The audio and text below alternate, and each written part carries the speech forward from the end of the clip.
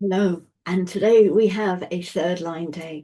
We are exploring gate 55, which is the gate of the spirit and the gate of abundance. And here we have the third line, which is called innocence. When we get to the third line, we get to a very interesting line. If you think about the 25th gate, which is the gate of innocence, the gate of the spirit of the self, it's not the same as the emotional spirit. And in the 25 third line, we have a line that deals almost exclusively with the concept of what we call failure, whether or not the essence of the self, the spirit of the self, can survive failure. And we're lucky right now because the detriment there in the 25, it's in Pluto. And so none of us are going to experience that. It's not going to be active in our lifetimes. And so it is a time when we can escape the deep, deep pain of failure. But that's the 25-3. When we come to the 55-3, we are actually dealing with the same theme. So in the lifetime learning here, we have here, I was only following orders is a genuine defense. For third lines, because of their adaptation, because of the bonds made and broken, and the wave of allegiance and rejection, there are always going to be situations where, well, given whoever has the perspective, that the bond being broken can seem like a failure. Now, it may not seem like a failure to the breaker of the bond, but it may seem like a failure to the one who has the bond broken, or vice versa, of course. But the reality is that failure is always a theme for the third lines. It's part of their mechanic. But it's also something that can be reframed. And in many cases, it needs to be reframed because the word failure, it carries such a heavy energy. It's such a judgmental word. And we know that it's not actually about failing, it's about discovering what works and what doesn't work. And it's an absolutely essential ingredient of our makeup. It keeps our species alive. We cannot do without our third lines and the bonds they make and break.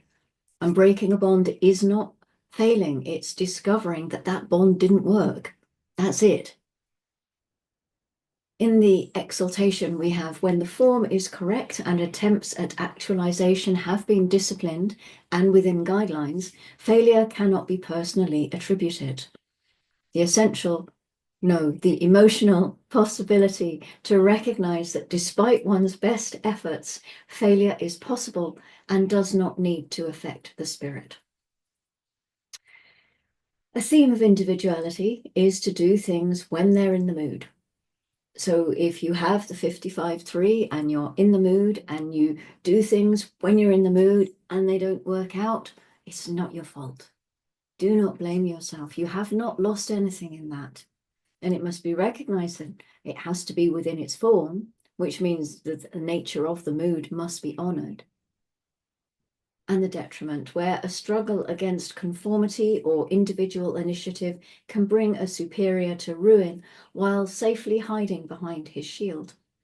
The energy to selfishly protect one's spirit at the expense of others. The 55-3 is saying, I entered into this properly. I'm not responsible for it being a mess. They are. 55s can be very provocative. They really can be. And they will say, I came into this properly. They're the ones who made this mess. Imagine if that's just guided by emotions. You know, the spirit here, underneath all of that emotional chaos on the surface, there is a spirit here, and we are so close to our cusp of awakening. We're so close. The next 2 years, they don't mean anything in global terms. In global time, it's not even a blink of the eye. It's just nothing.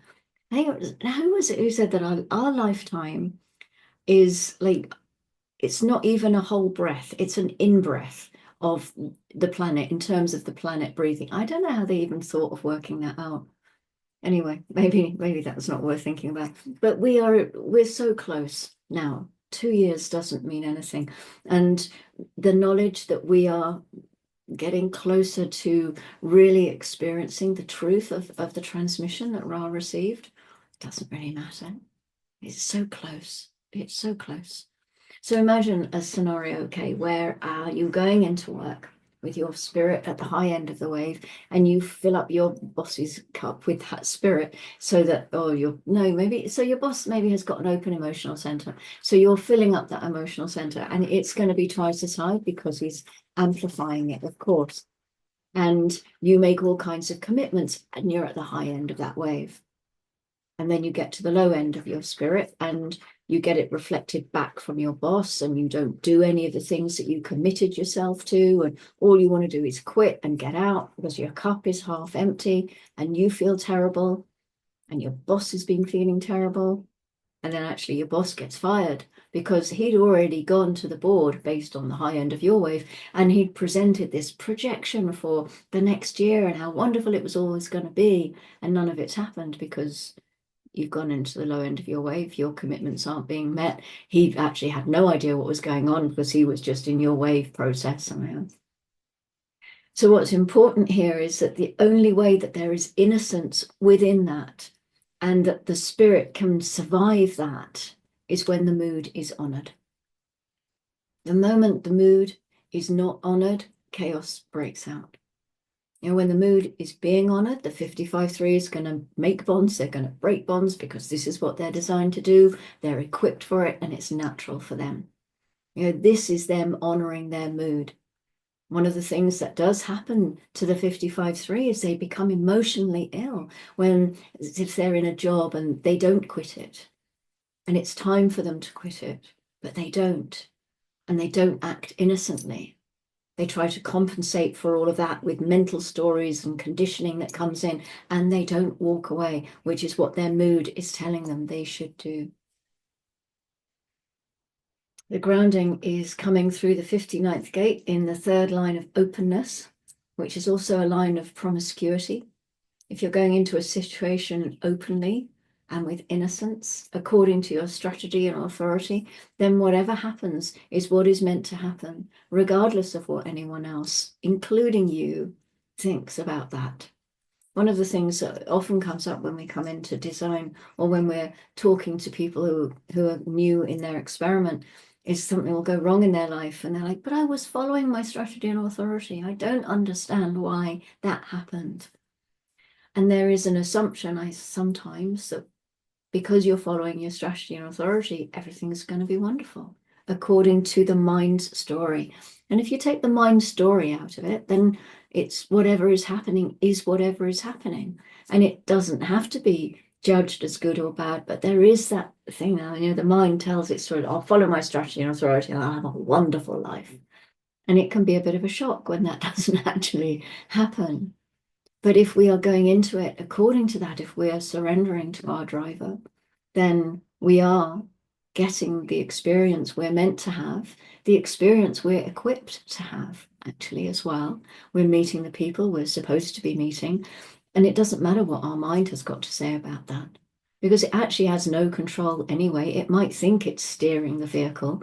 Oh, we're going this way because I thought that was a good idea. No, because the personality, which is the mind doing its thing, it's not even in the vehicle. It doesn't have any relationship to the magnetic monopole, to the driver. The driver is just driving. It's doing what it does. Okay, Mercury is moving into gate. Yes, excuse me, just a second. There's a blackbird moving into the gate of Sultanas at 3 o'clock this morning. Here you go. The gate of Sultanas is a tricky one. Don't want the conditioning you get through that one when it's open. Okay, Mercury is moving into gate 63 at 15:38 today. 63 is head center. It is the gate of doubt, and it is the mental pressure that begins the whole logic process. Having a doubt in the pattern, putting pressure on the ajna to come up with an answer, something logical that we can have an opinion on and then express to the collective through the perfect amount of detail and through the correct language. This is the stream of understanding that the 63 begins, moving the energy from that fuel in the head to the expression in the throat gate 62. So the moon has been in the gate of power skills since 1:54 this morning, gate 14 in the sacral. Next it moves to 34, the gate of power. This is also in the sacral, and it is in integration. It's in the channel of integration. Integration is not a circuit. It's a powerful channel that's all related to survival. It's a gate that is very powerful. Clues in the name, I know. But sometimes that power is not always appreciated for the beneficial force that it is. It's a gate that's going to make up part of our background frequency from 2027 onwards. And so having some knowledge of how it's designed to operate is really valuable. Maybe I won't get into that right now. Maybe we should do a special on gate 34 and the new energies that are coming in. What do you think? Maybe that would be a good idea. From gate 34, the moon moves into gate 9 at 20 past midnight, or 18 minutes past, actually. This is the gate of focus, and it's sacral again, and it's in the logic circuit, and it's part of the collective. It's a keynote that is sharing. That's the logic. Well, it's all collective. Actually, it's all about sharing. This is a format gate, and so it's bringing the energy of focus and concentration to the entire design. It's an energy that is perfect for mastering something, for repeating an experiment over and over, because it brings that patience to do that, to correct flaws, to correct imperfections in the pattern. All about the pattern. Okay, so that is the third line of gate 55. Thank you very much for joining me, and I will see you for the fourth line tomorrow. Until then, go gently.